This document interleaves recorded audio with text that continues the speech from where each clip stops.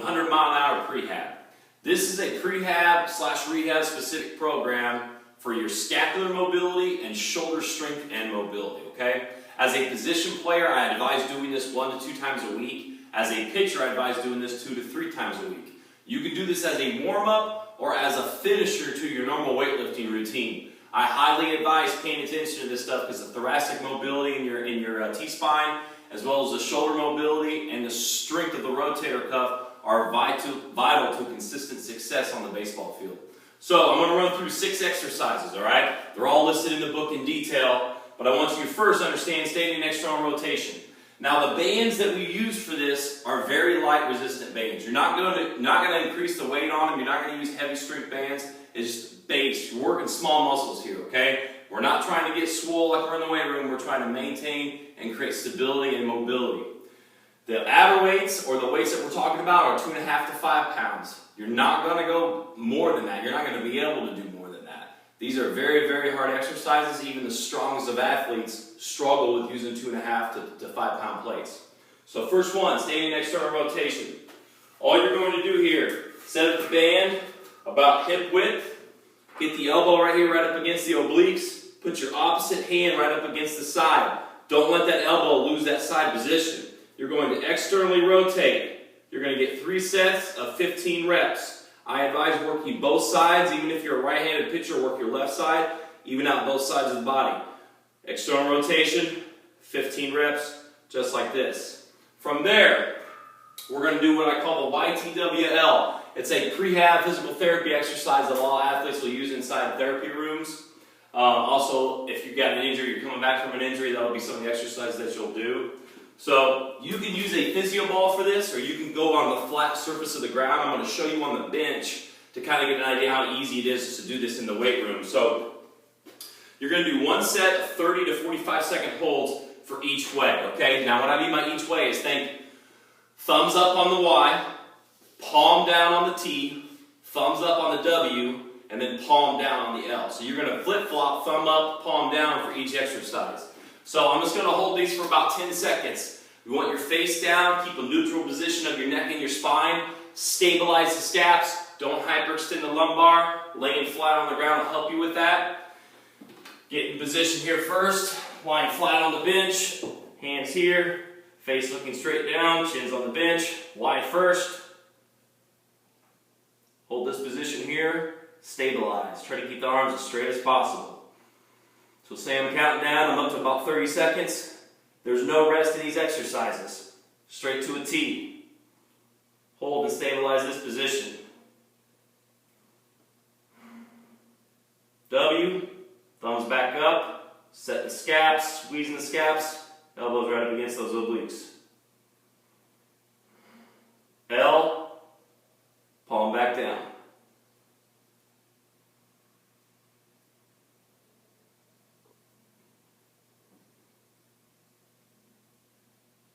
Boom, that's your YTWL. So it's just static hold and static positions where you're working on that stability of the scapula.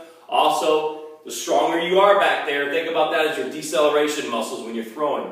That's going to help keep you healthy long term. Strongest athletes, the weakest of athletes, it's a very hard exercise. Just doing it there for about 10 seconds each exercise, I can already feel it myself. Next exercise is called a banded pull apart. You're going to do these 2 ways. You're going to do palm down and palm up, okay? The big thing that I'm looking for on the banded pull apart is the scapular retraction, okay? You're not working your shoulders. You're not hyperextending the lower back. And what I mean by working your shoulders, it is a shoulder exercise, but what you want to see is the scap retraction. Here and then return. So, grab the band as close as you feel like you need to. Again, we're not trying to kill the exercise. Keep a neutral spine the whole way. Not hyperextend the lower back. I'm going to show you from the side first. You're going to squeeze, create a band pull apart, pull that band to your chest, return. Pull that band to your chest, return. 15 reps, squeeze at the end, make sure those scaps, you should feel those scaps pinning against each other. You can see me from the front right here. Squeeze, return. Squeeze, return. Now, underhand grip, palm facing up, you do the same thing. Try to keep the hands even with the shoulders. Squeeze, return. Squeeze, return. From the side for a couple more reps.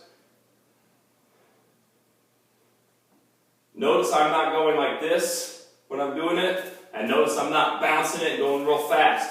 Control the movement. Anytime you're doing these small muscle exercises, control the movement. It's all about, basically, as a bodybuilder would say, the eccentric portion of the lift where you're always controlling the weight down. Think about always controlling the weight and controlling the bands when you're doing this 100-mile prehab routine. So now we're going to Bandit pull-ups. Now we're on exercise 4. We're at a Bandit Scarecrow. People call them T's. People also call them reverse flies. You're looking right here at 3 sets of 15, ISO, holds, or reps. So what I advise first before you're doing the reps of 15 reps, do the ISO hold first. A lot of people don't work on isometric contractions when you're doing prehab rehab abilities. And the reason is because they're hard. Nobody likes doing them. But they form a great base that you want. So make sure these are about chest high to shoulder high. So I'm going to raise this one up on this side.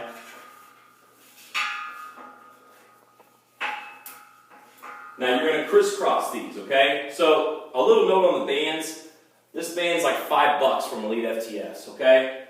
I'm not spending $200 and some odd on a crossover symmetry setup of bands because it's a waste of time. I'm not going to spend that kind of money to do this. You can get a cheap $5 band, set of bands at any sporting goods store to be able to afford to be able to do this. Now, you don't have to set these across from each other.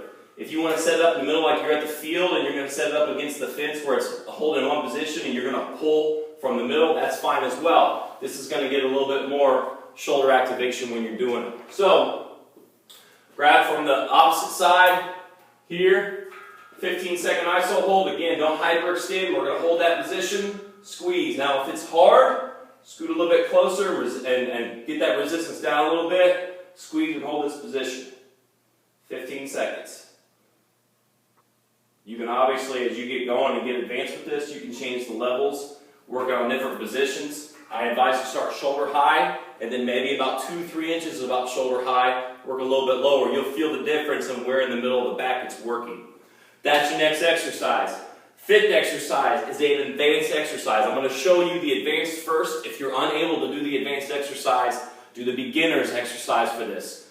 Bandit triple threats, okay? I stole this from Joe DeFranco. He's got this set up, and this is a very good exercise for our baseball players and any overhead athlete in general.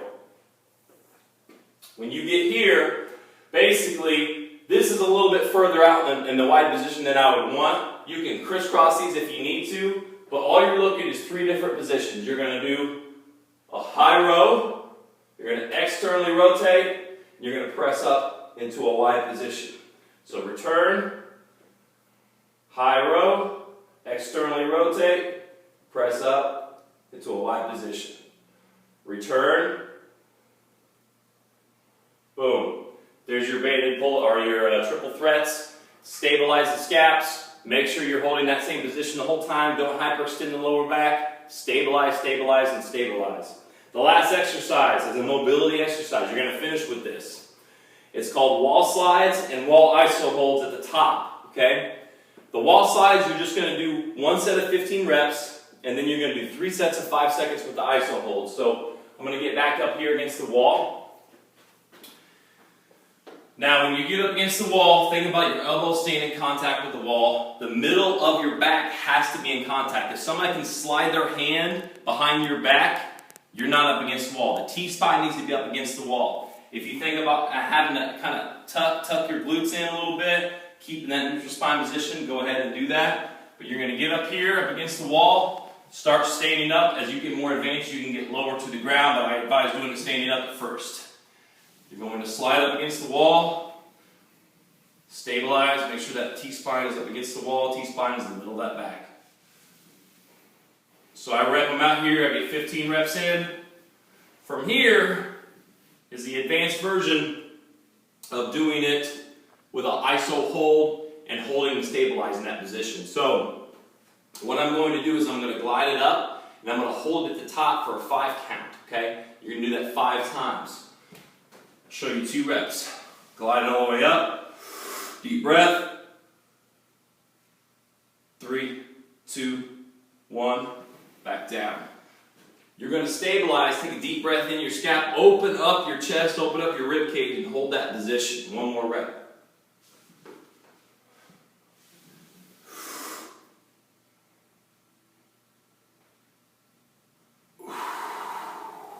Now when you do that, you're going to feel a little cramping in the middle of the back.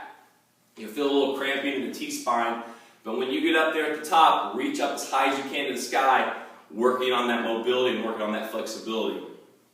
Now, as you get going through this, the Bandit triple threats, I didn't mention the beginner version of that. If this is hard to do, which is a very hard exercise, and that's actually something where you might want to get a lighter band in this band, the tension can get a little harder. Holding this and getting it set up in the middle position will be a lot easier. So I'll show you, if you get in a position where it's hard, I'm setting them on both posts. Set it on the post here in the middle, okay? Like you see how this is set up with the carabiner. And all you're going to do is you're going to do the same exact movement, but there's going to be less tension in the band. So I'm just going to hook this up on a carabiner. Now, I advise in getting a carabiner to use at the field, because you can hook that on the fence real easy. And you can do these movements just hooking up the band if you get bands like this. So a lot easier here. You're going to see from the side, high pull, externally rotate, press up to the Y. Return. High pull, externally rotate, press up to the Y. And what I mean by high pull is I'm saying high row, not a high pull from down here. So high row, externally rotate, press up to a Y. Now the very, very beginner version of this, instead of just using that carabiner and setting it up in the middle, just hold that L position, press up to a Y, return. Press up to a Y, return. You notice this is the same movement we're looking for when we're doing the wall slide, but you have some stabilization and strength that we're working and throwing in here. That's the 100-mile-an-hour prehab program. 1 to 2 times a week as a position player, 2 to 3 times a week as a pitcher. This is something I do every week after my shoulder surgeries that I've had when I played. This will benefit you tremendously. It's helped me a lot being able to allow me to lift weights heavy again, and I guarantee it'll help you stay strong in the field, help those deceleration muscles, make you a better pitcher, make you a better thrower. Laird's Training, that's a 100-mile-an-hour prehab program.